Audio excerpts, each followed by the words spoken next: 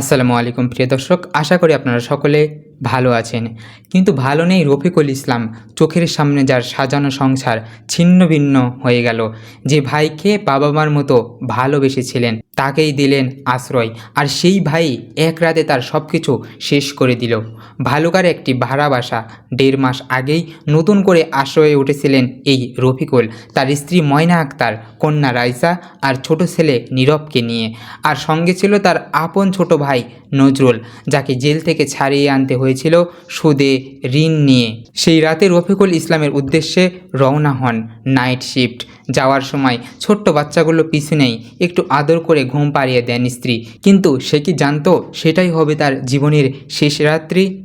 রাত 10:30টার দিকে ফোন করলেন বাসায়। স্ত্রীর ফোন বন্ধ। ভাই নজরুলের ফোনে কথা হয়, জানাই সব ঠিক আছে। স্ত্রী নাকি ভিডিও দেখছিল, পরে ঘুমিয়ে পড়েছে। কথাগুলো শান্ত লাগলেও ভিতরে ভিতরে কিছু একটা অস্বস্তি অনুভব করেন সেই রফিকুল ইসলাম। পরদিন সকাল ডিউটি শেষে সেলুনে গেলেন চুল কাটতে।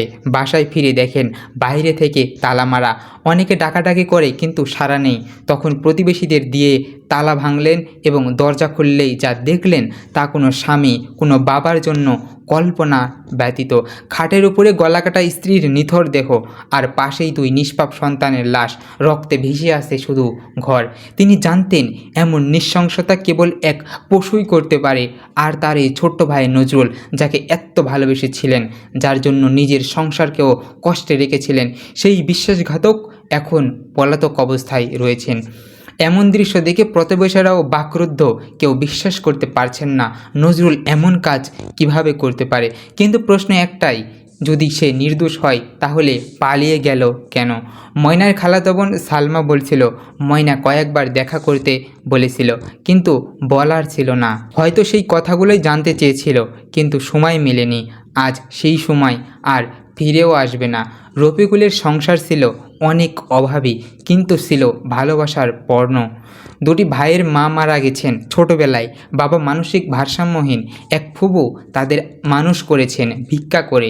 এত কষ্টে জীবনে রফিকুল ইসলামের স্বপ্ন দেখেছিলেন সন্তানের জন্য একটা ভালো ভবিষ্যৎ গড়বেন।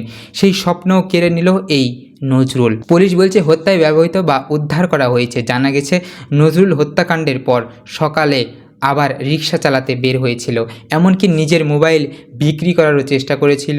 সে সব প্রমাণ লুকাতে চেয়েছিল, কিন্তু সত্য যে চাপা থাকে না, সে যেখানেই পালাক এই নিষ্ঠুরতা লুকিয়ে রাখা কখনোই সম্ভব না।